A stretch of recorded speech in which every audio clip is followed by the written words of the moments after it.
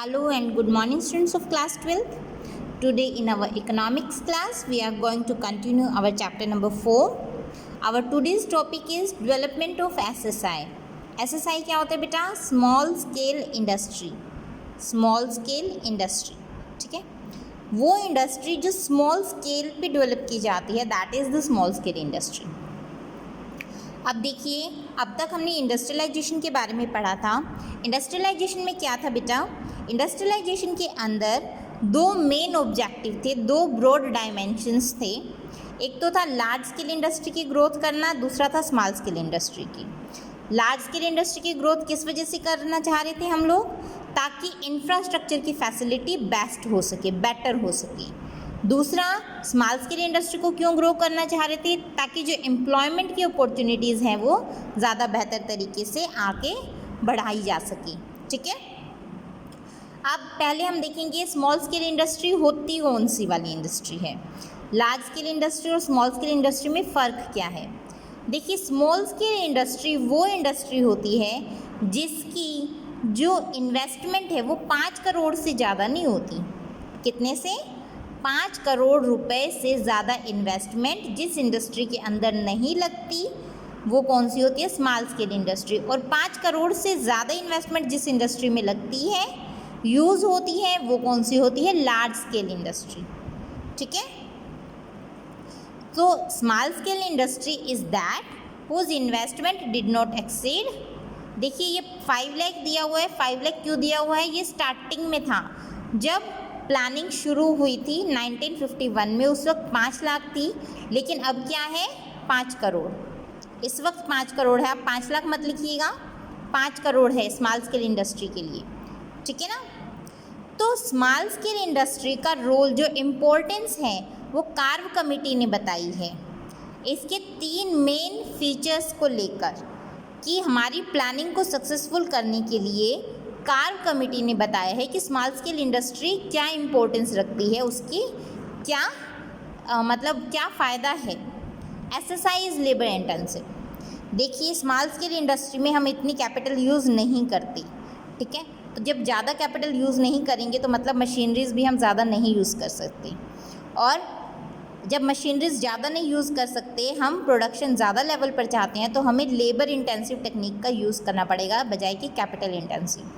Large scale industry में capital ज़्यादा use होती है, तो कैपिटल इंटेंसिव टेक्निक वहाँ पर यूज़ होती है. यहाँ पर कैपिटल कम यूज़ होती है, 5 करोड़ तक ही यहाँ पर लिमिट दी हुई है, तो यहाँ पर लेबर इंटेंसिव टेक्निक यूज़ की जाती है. ओके, तो लेबर इंटेंसिव टेक्निक यूज़ करने का क्या मतलब है? इसमें ज़्यादा एम्प्लॉयमेंट जनरेट होता है. Alright, next one, SSI shows locational flexibility. इसमें लोकेशनल फ्लैक्सिबिलिटी है. देखिए, जो लार्ज स्केल इंडस्ट्री है वो ज़्यादातर उस एरिया में डेवलप करना चाहेगी, उस एरिया में एस्टेब्लिश होना चाहेगी जहाँ से उसको रॉ मटेरियल पास से मिल सके. जो रॉ मटेरियल का सप्लायर है वो नज़दीक रहे, उसी एरिया में वो एस्टेब्लिश करेगी. ठीक है, ताकि उसकी रॉ मटेरियल की रिक्वायरमेंट है वो पूरी हो सके. क्यों? लार्ज स्केल की इंडस्ट्री है तो रॉ मटेरियल भी उसको लार्ज स्केल पे चाहिए होगा. और अगर मान लीजिए जहाँ से उसको रॉ मटेरियल मिल रहा है वो जगह दूर होगी उसकी, जहाँ पर उसने इंडस्ट्री एस्टेब्लिश की है वहाँ से, तो आने जाने का मतलब ट्रांसपोर्टेशन का जो खर्चा है वो काफ़ी ज़्यादा होगा, कॉस्ट बढ़ेगी, तो इसका मतलब है वो लॉस में भी जा सकती है. ठीक है, तो इसका मतलब इनका प्रॉफिट्स भी कम रहेगा. तो लार्ज स्केल इंडस्ट्री कभी नहीं चाहेगी अपना प्रॉफिट कम हो. तो इस चक्कर में, ताकि रॉ मटेरियल की जो इसकी रिक्वायरमेंट है वो कंप्लीट की जा सके, ये कहाँ पर एस्टेब्लिश की जाती है, कहाँ पर बनाई जाती है? ज़्यादातर जहाँ पर इनका जो सोर्स ऑफ रॉ मटेरियल है वो नज़दीक पड़े इनके. ठीक है. ऑन द अदर हैंड, जो स्मॉल स्केल इंडस्ट्री है वो इक्वली ओरिएंटेड होती है. इक्वली ओरिएंटेड मीन्स ये बैकवर्ड एरिया में भी एस्टेब्लिश की जाती है और डेवलप्ड एरिया में भी. क्यों? क्योंकि इनकी जो रॉ मटेरियल की जो रिक्वायरमेंट है वो इतनी नहीं होती, तो इनकी हाई कॉस्ट भी नहीं रहती ट्रांसपोर्टेशन की. ठीक है ना। तो इनको ज़्यादा दिक्कत नहीं होती है, अगर डिस्टेंट प्लेस से भी वो रॉ मटेरियल मंगवाते हैं तो उनको दिक्कत नहीं होती है। लेकिन लार्ज स्केल इंडस्ट्री में दिक्कत हो जाती है, प्रॉब्लम हो जाती है, कॉस्ट ज़्यादा बढ़ जाती है। तो इस वजह से वो रॉ मटेरियल के रिक्वायरमेंट को देखते हुए जहाँ पर रॉ मटेरियल को ईजिली मिल जाएगा उस एरिया में ये डेवलप करते हैं अपनी इंडस्ट्री को। नेक्स्ट है, देखिए बेटा, जो स्मॉल स्केल इंडस्ट्री है इसमें स्मॉल इन्वेस्टमेंट की ज़रूरत है, इसलिए इक्वली ओरिएंटेड है। इक्वली ओरिएंटेड मीन्स इसके अंदर जो इन्वेस्टमेंट है थोड़ी चाहिए, ठीक है, इन्वेस्टमेंट थोड़ी चाहिए, लेबर इंटेंसिव है। तो इससे क्या होता है, ज़्यादा लोगों को एम्प्लॉयमेंट मिलती है, ज़्यादा इनकम होगी, तो इक्वलिटी को ये बढ़ावा देगी, ठीक है। तो इसलिए जो स्मॉल स्केल इंडस्ट्री है ये इक्वली ओरिएंटेड है, इक्विटी ओरिएंटेड है, ठीक है। सैलिएंट फीचर्स क्या हैं इंडस्ट्रियलाइजेशन के 1950 से लेकर 1990 तक अब हम देखेंगे। सबसे ज़्यादा जोर फोकस किस पे डाला गया था, पब्लिक एंटरप्राइजेस पे। इंडस्ट्रियलाइजेशन के दौरान ज़्यादा जोर किस पे डाला गया था, पब्लिक एंटरप्राइजेस पे। क्यों? क्योंकि इंडस्ट्रियलाइजेशन के लिए ज़्यादा कैपिटल की रिक्वायरमेंट होती थी, और कैपिटल की ज़्यादा रिक्वायरमेंट कौन फुलफिल कर सकता है, public sector, government sector, okay. तो पब्लिक एंटरप्राइजेस पे ज़्यादा ध्यान दिया गया था। प्राइवेट एंटरप्राइजेस को भी इंडस्ट्रियलाइजेशन के अंदर आने का, मतलब इंडस्ट्रीज ओपन करने का हक था, राइट, दिया गया था। लेकिन क्या था यहाँ पे प्रॉब्लम, उनको लाइसेंस लेना पड़ता था, they have to take the licence, ठीक है, परमिट लेना पड़ता था। और उसके लिए भी उन्हें एक प्रॉपर लिमिट होती थी प्रोडक्शन कैपेसिटी की, उस प्रोडक्शन कैपेसिटी से ऊपर वो नहीं जा सकते थे, ठीक है। Next one, process of industrialisation. ये जो इंडस्ट्रियलाइजेशन की प्रोसेस है वो ज़्यादा किस पे फोकस करती थी, इम्पोर्ट सब्स्टिट्यूशन पे। मतलब जो हम बाहर दूसरे देशों से सामान अपने देश में मंगवाते हैं उसको सब्स्टिट्यूट करने के लिए ज़्यादातर इंडस्ट्रियलाइजेशन में प्रोडक्शन होती थी, इंडस्ट्रीज़ में प्रोडक्शन होती थी, ठीक है।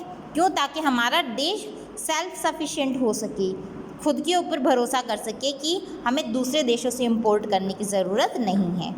एज़ फार एज़ पॉसिबल, जितना ज़्यादा ज़रूरी हो सकता था, यहाँ पर डोमेस्टिक, मतलब जो फॉरेन कंपटीशन है, डोमेस्टिक इंडस्ट्री को उसको दूर रखा जाता था। क्यों? कैसे? हैवी ड्यूटी ऑन इम्पोर्ट्स मतलब जो हम दूसरे देशों से माल लेकर आते हैं उसके ऊपर हैवी ड्यूटी लगा दी। अब हमारे देश में माल आएगा तो काफ़ी हाई टैक्सेस हमें पे करने पड़ेंगे, तो इसको काफ़ी इग्नोर किया गया है। इसलिए हमें फॉरेन कंपटीशन से क्या मिल गया, प्रोटेक्शन मिल गई। फिक्सेशन ऑफ इम्पोर्ट कोटा, अगर हम बाहर से कुछ इम्पोर्ट भी करते हैं ना तो उसके लिए भी हमें कोटा निर्धारित कर दिया, मीन्स इससे ज़्यादा क्वांटिटी हम इम्पोर्ट नहीं कर सकते, ठीक है ना। तो इसकी हेल्प से जो फॉरेन कंपटीशन है उससे हमारी डोमेस्टिक इंडस्ट्री को प्रोटेक्शन मिली। Next one, large scale industry. जो लार्ज स्केल इंडस्ट्री थी वो किस लिए बनाई गई थी, ये हम पहले भी पढ़ चुके हैं, इंफ्रास्ट्रक्चर को क्या करने के लिए, फैसिलिटेट करने के लिए। नेक्स्ट, स्मॉल स्केल इंडस्ट्री किस लिए बनाई गई थी, ताकि सोशल जस्टिस फैसिलिटेट हो और एम्प्लॉयमेंट की अपॉर्चुनिटीज़ ज़्यादा से ज़्यादा क्रिएट की जा सके, ठीक है। देखिए, जो इंडस्ट्रियलाइजेशन हुआ उसके कुछ गुड इफ़ेक्ट भी रहे होंगे और कुछ बैड इफ़ेक्ट भी रहे होंगे। तो पहले हम करते हैं इसके गुड इफ़ेक्ट क्या क्या थे।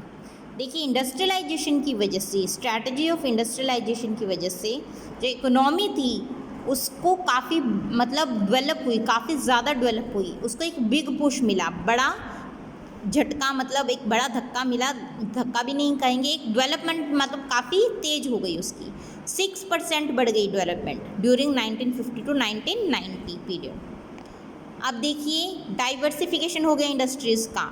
अब एक ही एरिया में इंडस्ट्रीज़ नहीं एस्टेब्लिश की जा रही थी, काफ़ी सारे एरियाज़ में इंडस्ट्री डेवलप की जा रही थी। लार्ज स्केल इंडस्ट्री का काफ़ी ज़्यादा ग्रोथ हुआ, ठीक है, जिसकी वजह से हमारी जो इंफ्रास्ट्रक्चर, जो फैसिलिटी है वो काफ़ी एनहांस हुई, काफ़ी इम्प्रूव हुई।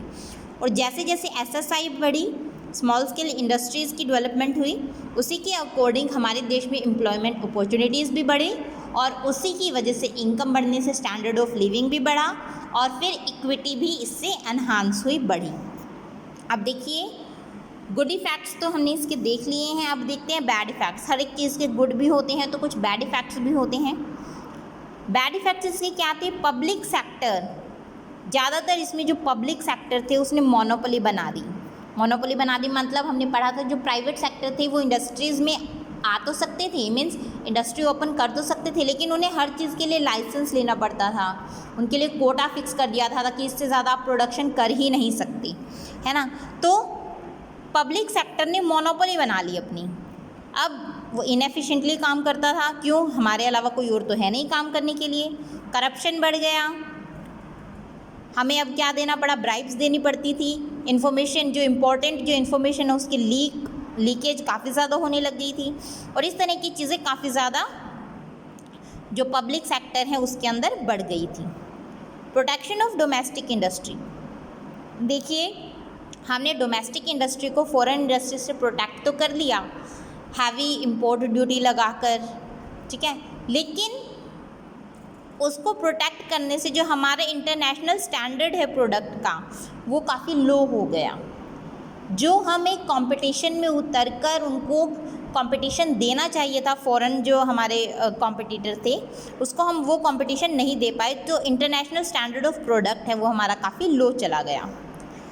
फॉरेन एक्सचेंज को सेव करने के लिए, ताकि हमारी फॉरेन एक्सचेंज सेव हो सके, हमने इंपोर्ट सब्स्टिट्यूशन किया था। इंपोर्ट सब्स्टिट्यूशन क्या था, हमने उन चीज़ों का प्रोडक्शन करना स्टार्ट किया था जिन चीज़ों का हम पहले दूसरे देशों से इंपोर्ट करते थे, ठीक है। लेकिन हमारे फॉरेन एक्सचेंज रिजर्व्स अब क्या हो गए, घटने शुरू हो गए थे। क्यों, क्योंकि हमने जो मार्केट है फॉरेन की से जो हम सामान लेकर आते थे उसको हमने काफ़ी कट कर दिया। अब हम जब फ़ॉरेन का सामान नहीं खरीद रहे तो फॉरेनर्स भी हमारा सामान इतने लेवल पे नहीं खरीदेंगे, तो हमें फ़ॉरेन एक्सचेंज बहुत कम मात्रा में मिलेगी। तो इस वजह से काफ़ी श्रिंक हो गया हमारा फ़ॉरेन एक्सचेंज, ठीक है। अब देखिए टाइम के बढ़ने के साथ साथ हमें जो बैड इफ़ेक्ट हैं उनका ज़्यादा सामना करना पड़ा, गुड इफ़ेक्ट हमारे लिए इतने ज़्यादा वर्किंग नहीं रहे। तो इसी वजह से हमारे देश में न्यू इकोनॉमिक पॉलिसी का इमरजेंस हुआ, मतलब न्यू इकोनॉमिक पॉलिसी बनानी पड़ी। न्यू इकोनॉमिक पॉलिसी में क्या क्या चेंज थे उसको हम आगे चैप्टर 6 में पढ़ेंगे, ठीक है। तो इंडस्ट्रियलाइजेशन यहाँ पर हमें ख़त्म करना पड़ा और न्यू इकोनॉमिक पॉलिसी इसकी जगह पर आई, ठीक है।